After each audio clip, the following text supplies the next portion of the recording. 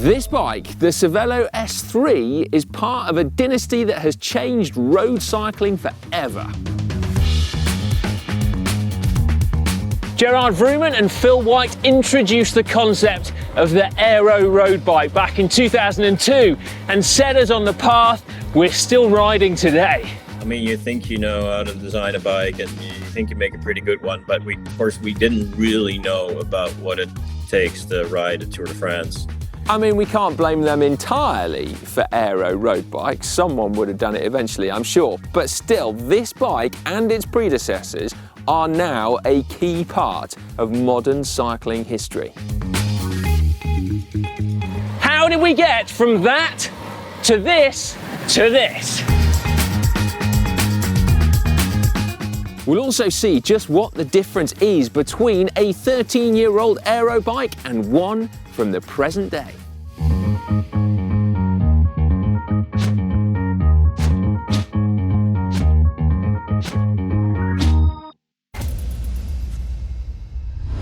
Now, first up, this bike is no ordinary S3. This one is particularly special because it was used in the 2010 Tour de France by none other than Dan Lloyd.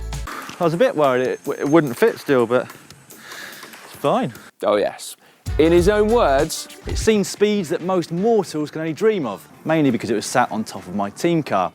although this was Dan's team bike in 2010, the S3 was launched in time for the Beijing Olympics in 2008, where it was used to get second, third and fourth in the men's race, which was won, if you're interested, by Sammy Sanchez on an Orbea Orca.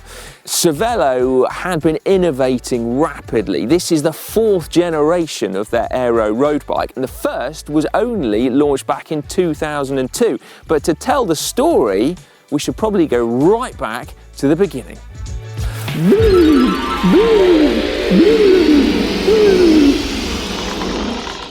Cérvelo was founded in 1995 by two engineers, Gerard Vroomen and Phil White, who met at McGill University in Canada.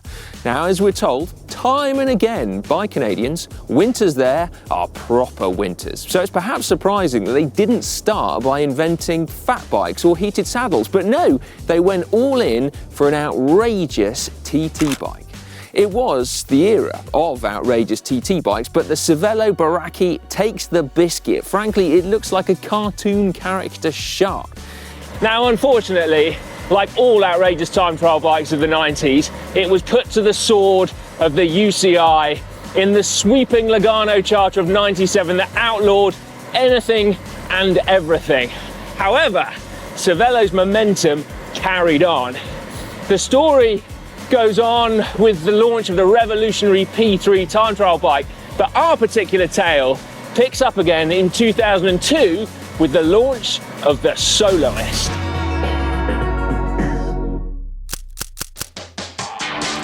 It's an aluminium road bike that broke new ground with its aerodynamics. The Soloist brought to the party revolutionary tube shapes with NACA profiles, sourced at first rather unglamorously from a supplier of landing gear for light aircraft, but later they were custom extruded for Cervélo's exacting needs.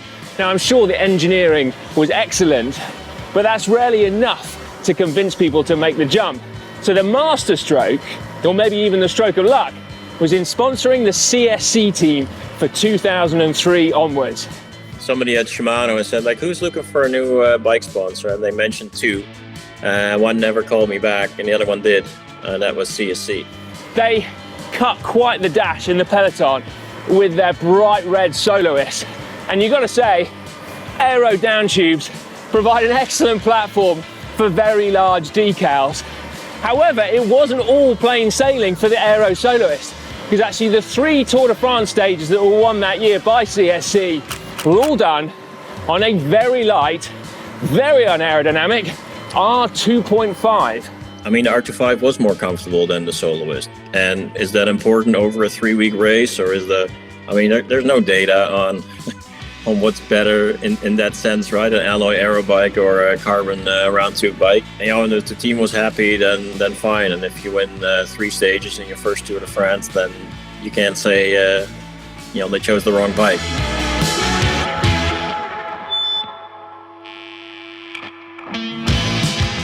Undeterred, the Soloist project carried on. Vrooman and White clearly believed in Aero road bikes, and gradually the team began to largely migrate onto the Aero bikes too. So too was the CSC team boss Bjarne Riis, and that's not really a surprise, is it, given his propensity for wanting shortcuts? I mean, Bjarne Riis, for all his obvious faults, I mean, he was really into, the equipment and really believed in the aerodynamics, but he also knew we had a bunch of riders who just, really wanted something more comfortable.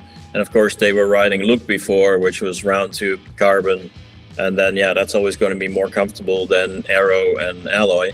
In 2005 the Soloist was made out of carbon, and Ivan Basso nearly used one to win the Giro were it not for a stomach bug that took him out of the running with 3 stages to go. In 2006 the Soloist name was dropped, but the legacy continued with the SLC SL, which shed 200 grams off, making it sub 1 kilo for the frame. And that convinced apparently the entire Team CSC to use them, except for Carlos Sastre. And he didn't want to because it was apparently teeth-chatteringly, bone-jarringly stiff. And so, 2 years on, when the S3 was launched, not only were they looking to make it faster, they were also looking to graft the comfort of the R series onto the speed of the S series.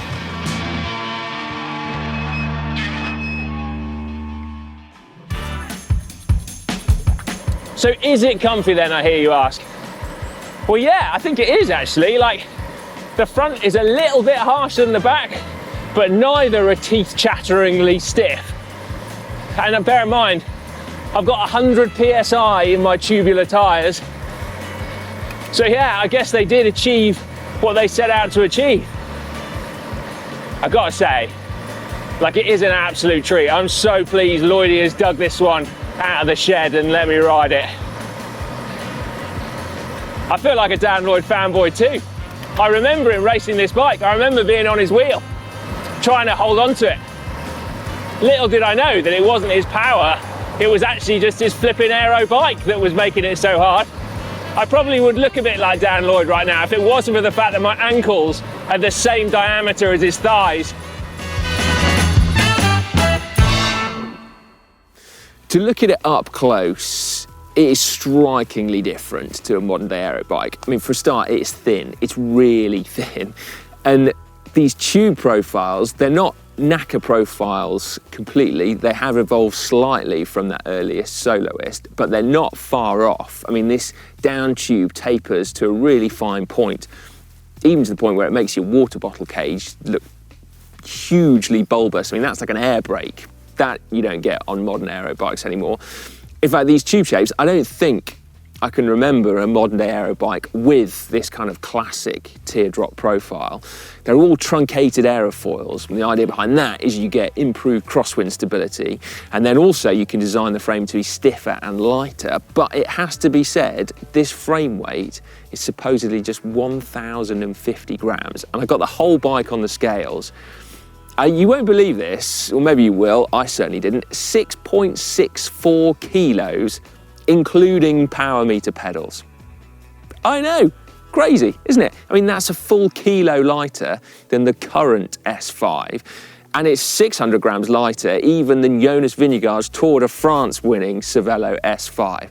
It's incredible to think that the whole light bike versus aero bike debate didn't really need to exist in 2010, but then it's even weirder to think that 99% of cyclists didn't really believe in aero bikes even in 2010, myself included. Aero? Pah, what a load of rubbish.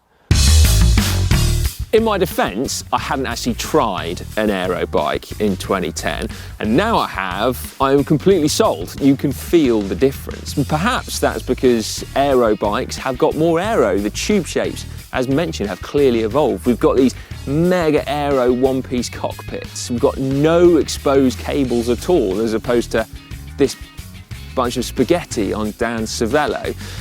But the question is, have bikes actually got faster than this 2010 featherweight? I'm ridiculously excited about this test. Firstly, because this bike so far has felt amazing, and I'm blooming interested to see how fast it is against the clock. But also, we're kind of going to live out some fairly deeply repressed fantasies of being Daniel Lloyd.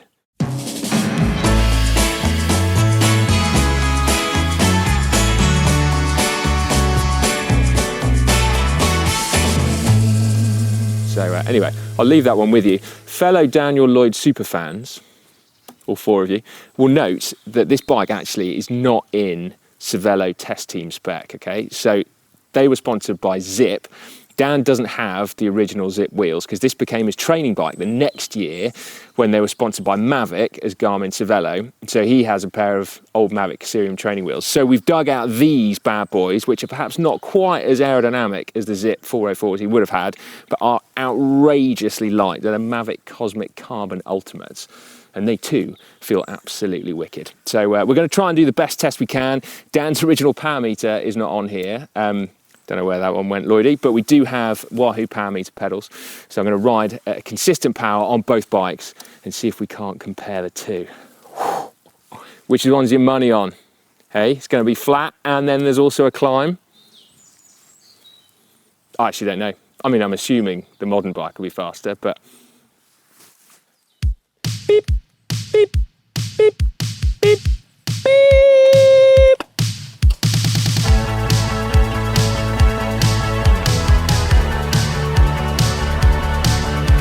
Funny what you notice straight off the bat. Lloydie's cranks are longer than mine. So all I can think of is my feet are moving bloody miles to get the pedals around.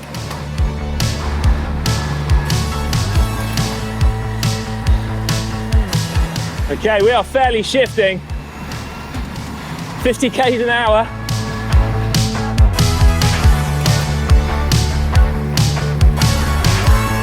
This feels rapid. I feel rapid.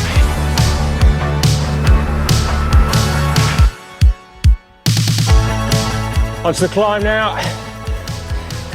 6.6 kilos. Is that going to come to play?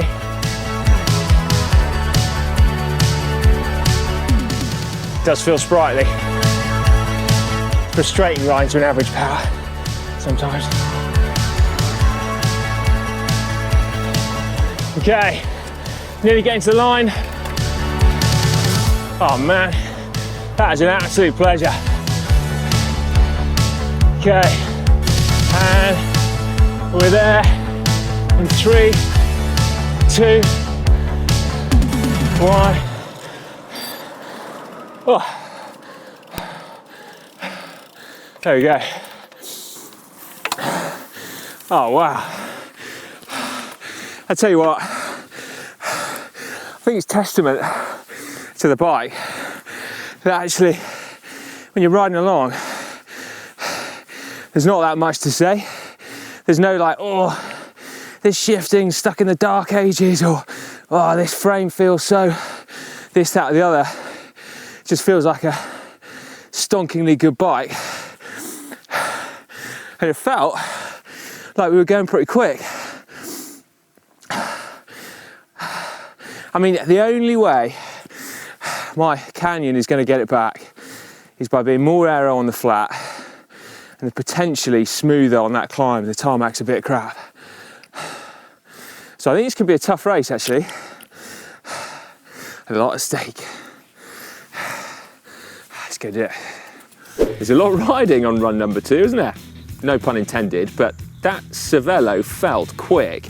So what has this one got up its sleeve to go even faster, particularly as a lot of that was uphill, and that Cervélo is feathery. This one, we should say, is Bling party bike spec as opposed to Tour de France spec. So I've got the CF SLX model, so it's one down from the CFR Tour de France team issue bike. Plus I've got SRAM Force on here. Now that gives away nearly a kilo in weight to that old SRAM Red mechanical rim brake. I've got a lot of extra performance for it, but even so, how much extra performance are you going to get on a flat TT and then a climb? I'm properly interested. I've transferred the power meter, by the way. So I've actually got a dual power meter on here now because I've got my Quark one as well, but I've got the Wahoo power meter pedals on. So hopefully that'll mean that they're reading the same. Beep, beep, beep, beep, beep.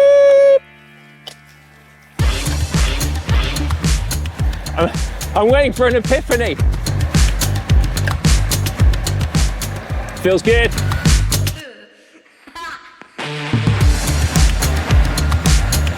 You can definitely feel this bike is smoother.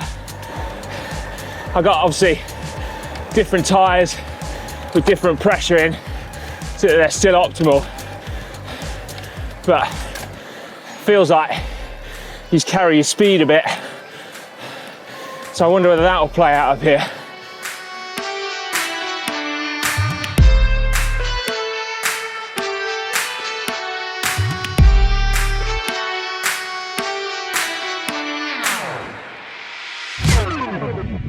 Results time then. You ready for this? The modern Aero road bike was, perhaps unsurprisingly, faster, but surprisingly, not by very much at all. So the Canyon Aeroad was on average 5 seconds quicker, and I say average, I ended up doing it 3 times on each bike because it was so close.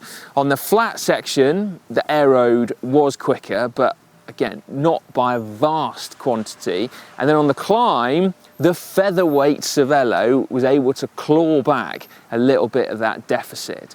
Now, as if it needs saying, this test is fraught with limitations, not least the different riding position on the 2 bikes. And so, I say it up front, it is hard to draw any meaningful conclusions over those differences, other than the fact that that old bike is still pretty bloomin' rapid, even by today's standards.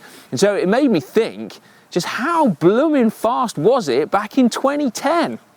Yeah, we need to speak to someone about this, and I know the person. Hello, who's this? Like an actual celebrity on the video. Dan, right, I didn't feel like I could make a video about your bike without actually asking you about it. And now I've put a stopwatch against it and done some pseudoscience. How did it go? Well, so as you know, and you know because I WhatsApped you because I was blown away, it is blooming light, that old bike. Do you know what? It's been a long time since I picked it up, but when I came to bring it into the office and I picked it up, I was like, that feels really, really light. Like, ridiculously light, yeah. So below the UCI legal weight limit, we'll gloss over that. Yeah, I'm slightly worried that I was racing it illegally. I'm pretty sure we used to add weights onto those bikes. Well, they see that's incredible, isn't it? For an aero bike like that. Anyway, and then when I put a stopwatch against it, now, we should say, again, that my Canyon is not a Tour de France race bike. It's not in top spec, and so it gives away nearly 2 kilos to your bike.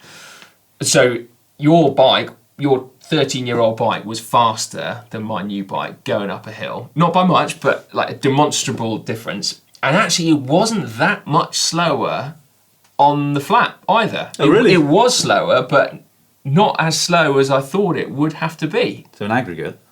An aggregate, yeah, it was a good all-rounder. Does that surprise you, the fact that it's that rapid? In some ways, yes, and in some ways, no, because I think that bike was ahead of the game at the time. In fact, I remember Mark Cavendish saying to me that he felt like we were almost cheating because he could see how fast the bikes were. What he meant by that was that he would be descending next to, say, Brett Lancaster or whoever it might be, and he felt that our team was almost freewheeling away from other people. No. That wouldn't just have been the bike. We were one of the first to have the really Aero Castelli kit. Yeah. We had the best of pretty much every component, really, so we were very blessed in terms of the bikes and the equipment that we got to ride and race on. But that was his attitude at the time. And of course, since then, lots of other manufacturers have caught up in terms of how aerodynamic the bikes are and surpassed the Cervélo S3. Same with the clothing as well. But certainly at the time, we had a distinct advantage. So I'm not that surprised, and particularly with the weight of it. Going uphill, obviously, it's going to be a bit quicker. Yeah. I can't help but think back to the Tour of Britain 2010, when you and I were the last 2 to get across to the split on that day. And I remember being on your wheel and I was only just able to hold it. I remember thinking, like, I really hope we get across soon. And now I know that it wasn't because you were just loads better than me. It was just because your bike and kit was that much faster. Well, exactly. I mean, it would have been, it would have definitely helped me. But the first ever race for the Cervélo test team, I think I'm right in saying, was the Tour of Qatar in 2009. And we had decent riders, but we weren't the biggest names. Certainly I wasn't anyway. But whilst we didn't win it because we couldn't beat Tom Bonan, I think we had all 8 of our riders in the top 12 or 13 of the general classification. And this is a race that is completely, entirely flat, obviously. Yeah. And governed by crosswinds in terms of where you end up. And I don't know what it was, but I would say, how much it was down to morale of the team, which was really great, a new team, wanting to prove ourselves, etc. And how much came down to the bike. I wouldn't be at all surprised if we were at quite a significant advantage, specifically in that race, compared to the others at the time. Yeah. Well, what do you think about all of that then? Get involved in the comments section. I have a funny feeling this one might provoke a little bit of debate.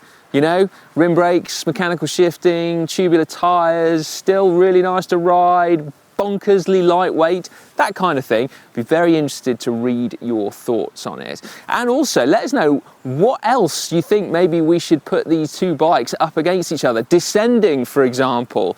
How rapid is an old Tour de France race bike compared to a modern disc brake equipped Aero weapon? Again, let me know your thoughts. And if you've had the experience of riding two bikes like this, if you've been into cycling for long enough, what are your own experiences? Now, huge thanks to Gerard Vroomen for his time. If you want to see that full interview, it's up in its entirety over on GCN Tech now, so you can get proper nerdy. I thoroughly enjoyed chatting to him. And also, big thumbs up to Lloydie as well for letting us have his old, treasured, beloved bike. Cheers, mate.